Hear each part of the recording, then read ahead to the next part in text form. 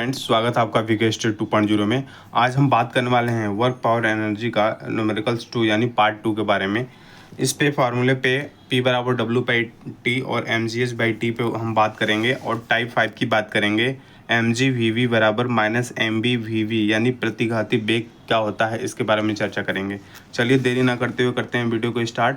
तो पहला क्वेश्चन देखिए, कह रहा है कि मोहन का वजन जो है 40 kg है तथा वह 10 सेकेंड में 50 सीढ़ियाँ चढ़ जाता है। यदि प्रत्येक सीढ़ी की ऊंचाई जो है 15 सेंटीमीटर है तो मोहन की शक्ति क्या है। वेरी वेरी इंपॉर्टेंट है। शक्ति P बराबर हमने आपको बताया था कि क्या होता है, W/T होता है, यानी कार्य बटा समय होता है। क्या हमने बताया था, कार्य बटा समय होता है। ठीक है। M की वैल्यू कितना दिया हुआ है, M की वैल्यू आपका 40 kg दिया हुआ है। T बराबर कितना दिया है, 10 सेकेंड दिया हुआ है ना। T बराबर 10 सेकेंड दिया है और H का मान कितना दिया है, 15 सेंटीमीटर। 15 सेंटीमीटर दिया हुआ है। ठीक है। अब क्या करेंगे, 15 सेंटीमीटर को मीटर में चेंज कर लेंगे तो 15/100 ये मीटर में आ जाएगा और G का मान हम इसमें लेंगे 10 मीटर प्रति सेकेंड स्क्वायर। 10 मीटर प्रति सेकेंड स्क्वायर। क्लियर होगी बात कि नहीं होगी।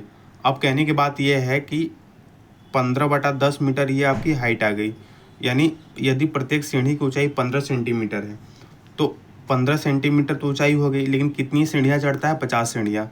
तो इसी में 50 का मल्टीपल कर देंगे। इसी में किसका मल्टीपल कर देंगे, 50 का, क्योंकि 50 सीढ़ियाँ है और एक सीढ़ी की ऊंचाई इतनी है। अब ये हो गया हमारा टोटल। ठीक है, H ये हमारा क्या हो गया, टोटल H हो गया। अब हम फार्मूला जानते हैं P बराबर W/T होता है, तो इसका मतलब ये mgs/T हो जाएगा। कितना हो जाएगा, mgs/T। M की वैल्यू कितना दिया है, 40। G की वैल्यू कितना ले लेंगे, 10। H की वैल्यू कितनी ले लेंगे हम, 15/100 × 50 यहीं ले लेंगे। कैंसिल कर दो, 50 दूना 100 हो जाएगा, 2 5 10 हो जाएगा, है ना। ये हो जाएगा 200। कितना हो जाएगा, 200। ठीक है, 40 है ना यहाँ पे, 40 × 10 × 15 × 50/100। और एक चीज़ और हम छोड़ दिए, यहाँ पे मल्टीपल T भी है, तो T का वैल्यू कितना है, 10 सेकेंड। ठीक है, 10 सेकेंड, तो 5 × 1 = 5, 5 दूना 10। और ये कैंसिल हो जाएगा इससे, तो ये हो जाएगा 20, यानी कितना हो जाएगा, 20 × 15, 20 × 15 यानी कितना हो जाएगा, 15 दूना 30, यानी 300 वाट हो जाएगा। समझ में अब समझ बात आ गई। हमने T छोड़ दिया था, लेकिन T होगा ना भाई, P बराबर W/T, तो ये आ जाएगा 300 वाट। क्लियर है ना। दूसरा क्वेश्चन देख लेते हैं। यदि कोई लड़का 4 मिनट में 600 न्यूटन बल के साथ, है ना, 4 मिनट में 600 न्यूटन बल के साथ 20 मीटर की दूरी तय करता है तो लड़की की खपत की गई शक्ति की मात्रा ज्ञात कीजिए। इसमें भी P की वैल्यू पूछ रहा है। तो T बराबर कितना दिया है हमारा, 4 मिनट दिया है, तो मिनट को हम सेकंड में कन्वर्ट करेंगे तो 60 से मल्टीपल कर लेंगे तो कितना आ जाएगा, 240 सेकंड। क्लियर। F का मान कितना दिया है, 400 न्यूटन दिया हुआ है, 600 न्यूटन दिया हुआ है, सॉरी कितना दिया हुआ है, 600 न्यूटन। F की वैल्यू कितनी दी है, 600 न्यूटन। S की कितनी वैल्यू दिया हुआ है, तो 20 मीटर दिया हुआ है। कितना दिया है, 20 मीटर। और हम जानते हैं कि W बराबर क्या होता है, W बराबर FS cos थीटा हम जानते हैं, लेकिन एंगल नहीं दिया है तो W बराबर FS लिख सकते हैं। और हम जानते हैं कि P बराबर W/T होता है और W का मान क्या हो जाएगा, FS/T हो जाएगा। F की वैल्यू कितनी है, 600। S की वैल्यू कितनी है, 20। T की वैल्यू कितनी है, 240। ठीक है, एक जूनियर कैंसिल हो गया, 2 1 कम 2, ये हो जाएगा 12, ये हो जाएगा 12 25 60, यानी P की वैल्यू कितनी आ जाएगी, 50 वाट। कितनी आ जाएगी, 50 वाट। तो ऐसे क्वेश्चंस आपको देखने को मिलेगा। 2-3 क्वेश्चन देखने को मिलता है, आपको पता है, 2-3 क्वेश्चन देखने, प्रीवियस ईयर क्वेश्चन उठाकर देखिएगा, आया हुआ है क्वेश्चन से। फिर तीसरा क्वेश्चन देख लेते हैं कि 50 kg के भार का एक लड़का 40 सीढ़ियाँ जो है, 40 सीढ़ियाँ 10 सेकंड में चढ़ता है।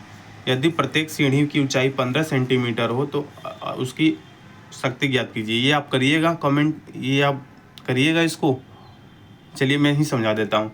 50 kg भार का, तो M बराबर कितना दिया है, 50 kg, ऊपर वाला क्वेश्चन है। 40 सीढ़ियाँ चढ़ता है 10 सेकंड में, तो T बराबर कितना दिया है, 10 सेकंड में।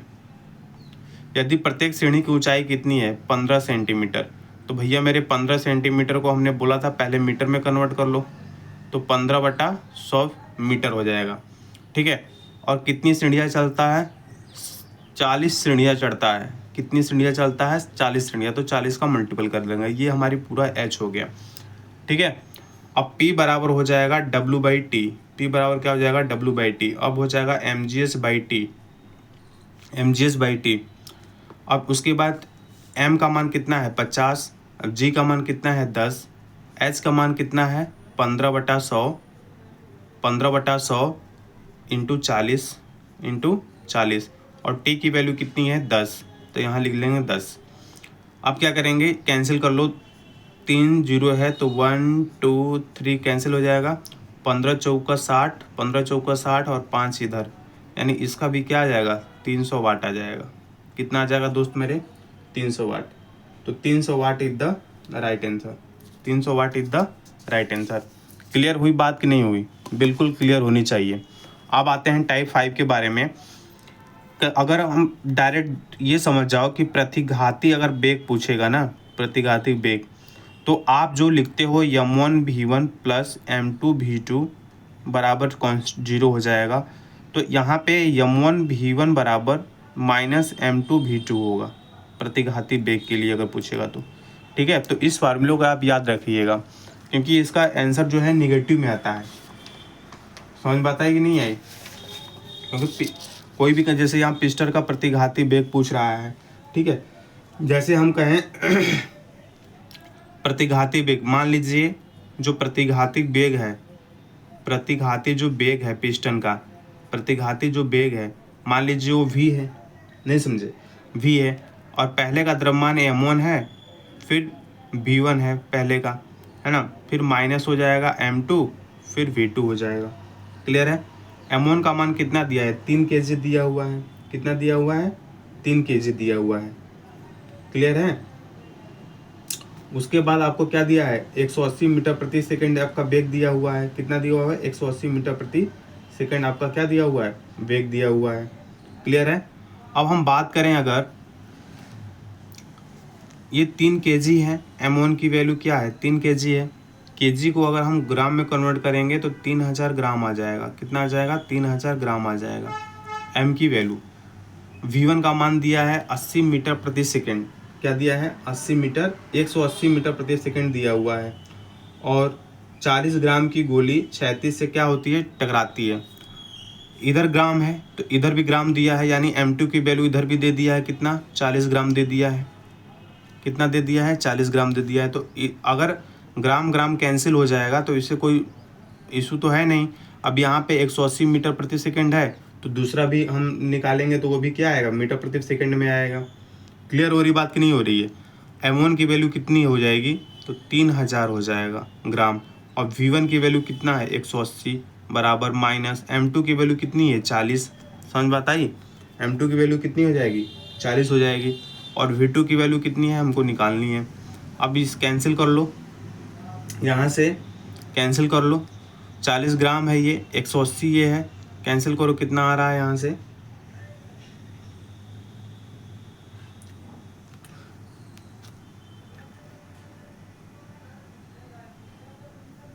एक मिनट, सॉरी दोस्त ये गड़बड़ हो गया। देखिए कह रहा है 3 kg के एक पिस्टन को 180 मीटर प्रति सेकंड के बेग से, ठीक है, 180 मीटर प्रति सेकंड के बेग से एक 40 ग्राम की 36 रूप से चलाई गई है ना, चलाई जाती है, 36 रूप से क्या करती है, चलाई जाती है पिस्टन का प्रतिघाती बेग पूछ रहा है इसमें। ठीक है, पहले m1 का मान 3 kg दे दिया, इसको हमने ग्राम में कन्वर्ट कर लिया। क्लियर है बात, ग्राम में कन्वर्ट कर लिया। फिर यहाँ से पूछ रहा है कि 180 मीटर प्रति सेकंड के बेग से 40 ग्राम की गोली को क्षैतिज रूप से चलाई गई है, यानी 180 ग्राम ये इसकी वैल्यू दिया हुआ है हमारा। v2 का मान हमारा दिया हुआ है, v2 का मान कितना दिया हुआ है, ये हमको पिस्टन का प्रतिघातिक बेग, यानी ये 3 kg पिस्टन का प्रतिघातिक बेग निकालना है। यहाँ मैं आपको समझा दे रहा हूँ।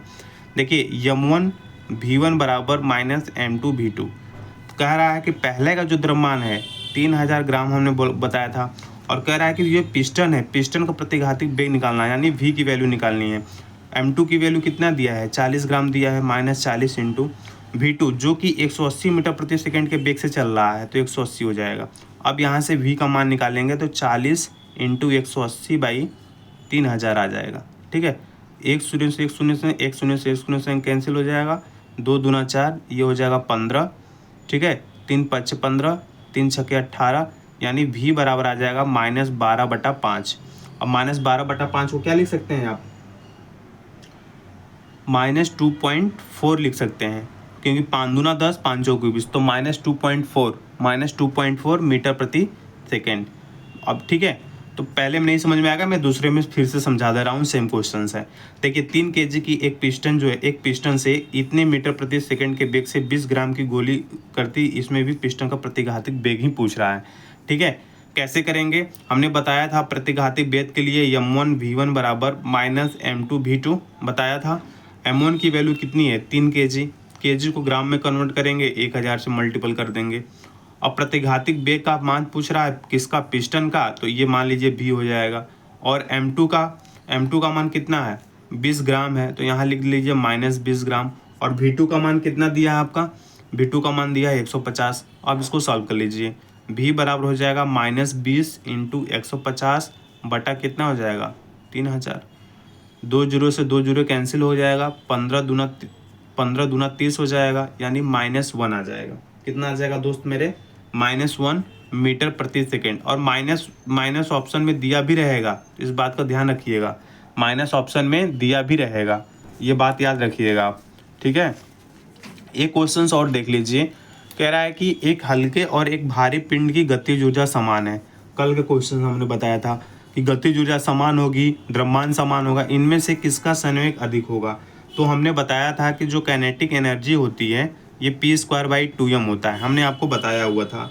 अब जब काइनेटिक एनर्जी अगर समान होती है, काइनेटिक एनर्जी यदि समान है, इक्वल है, तब क्या होता है, तो भैया मेरे p²/2m बराबर ये क्या हो जाएगा, कांस्टेंट हो जाएगा। कांस्टेंट होगा कि नहीं होगा, बिल्कुल होगा। तो p²/2m बराबर कांस्टेंट हो जाएगा। इसका मतलब हो जाएगा कि p² जो है अनुक्रमानुपाती है 2m के। समझ बताई कि नहीं है, समझ बताई कि नहीं आई, बिल्कुल।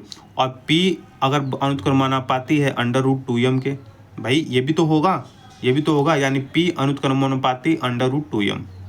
ठीक है, इसका मतलब हम कह सकते हैं कि जो संवेग जो होता है ये द्रव्यमान के क्या होता है, द्रव्यमान के अनुक्रमानुपाती होता है, और अंडर रूट में होता है वर्ग के अनुपाती होता है। ठीक है, वर्ग के अनुपात। इसका मतलब कि अगर हम संवेग p को अगर हम इंक्रीज कर देंगे ना दोस्त मेरे, तो हमारा जो मास को अगर बढ़ा देंगे, द्रव्यमान को बढ़ाएंगे तो संवेग बढ़ेगा, अगर संवेग बढ़ेगा इसका मतलब कि मास बढ़ा हुआ है।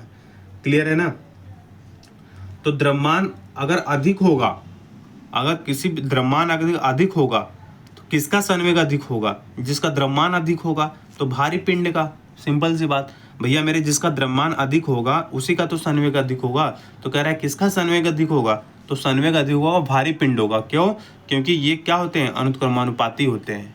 लेकिन जो काइनेटिक एनर्जी p²/2m होता है, अगर काइनेटिक एनर्जी अगर रिलेशन पूछता है द्रव्यमान में, तो ये व्युत्क्रमानुपाती होता है। अगर हम द्रव्यमान बढ़ा देंगे तो काइनेटिक एनर्जी कम हो जाएगी। क्लियर बात हो रही है कि नहीं हो रही है। लेकिन यहाँ अगर हम द्रव्यमान बढ़ा देंगे तो संवेग भी बढ़ जाएगा, इस बात का ध्यान रहेगा। तो ये सारे क्वेश्चन हमने कराए अभी। ठीक है, मोस्टली ये वर्क एंड पावर एनर्जी का एक टाइप बच गया है, टाइप 6 और टाइप 7। तो टाइप 6 और टाइप 7 हम कल के वीडियो में पर कराएंगे। तब तक वीडियो को लाइक एंड सब्सक्राइब शेयर कर दीजिए दोस्त मेरे, सपोर्ट कर दीजिए चैनल को।